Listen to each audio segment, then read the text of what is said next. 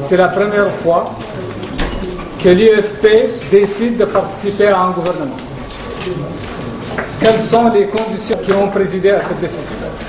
D'abord, il faut se rappeler que bien avant les élections présidentielles, nous avons toujours dit que la situation en Mauritanie requiert la conception d'un gouvernement d'union nationale. Au lendemain des élections, toute l'opposition s'est convaincue de la nécessité de tendre la main au président de la République pour l'aider, pour contribuer à la réalisation de son programme. Et vous vous rappelez de cette conférence de presse organisée dans l'hôtel Khab. Nous avons considéré qu'il faut avoir une suite dans les idées. Par la suite, les événements qui se sont produits n'ont fait que confirmer que le pays fait face à de graves défis. Parce que, en novembre, vous avez vu les émeutes de la faim. Il s'est révélé que la famine menace le monde entier, qu'il y a une crise alimentaire mondiale, que ça ne dépend pas de la Mauritanie. Et que d'ailleurs, la Mauritanie est exposée parce qu'elle ne produit pas ce qu'elle consomme. Donc il y a une véritable menace sur la survie de notre peuple. Nous avons vu aussi se développer la menace de l'extrémisme djihadiste. Et aujourd'hui, c'est un problème, la sécurité générale pour le pays. Tout cela s'ajoute aux problèmes, aux leurs problèmes qui sont hérités de la période antérieure. À partir de là, nous avons toujours considéré que l'important, c'est de trouver l'occasion pour qu'il y ait l'unité de tous les efforts afin que nous fassions face à ces défis.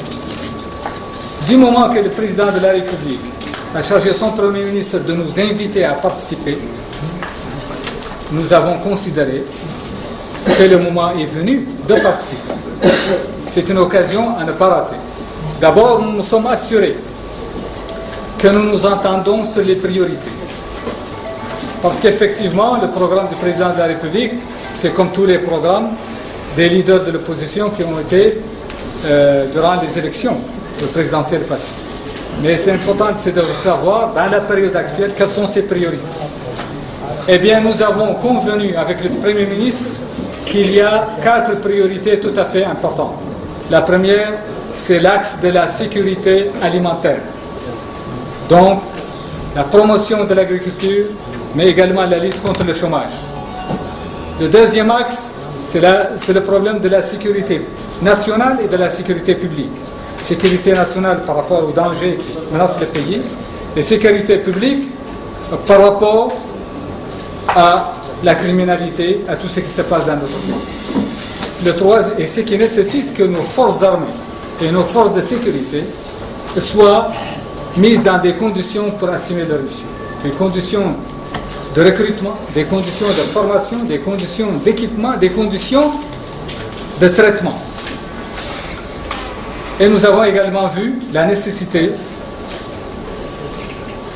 comme troisième axe, de mener à bon port toutes les actions entreprises pour le règlement des contentieux liés à l'unité nationale.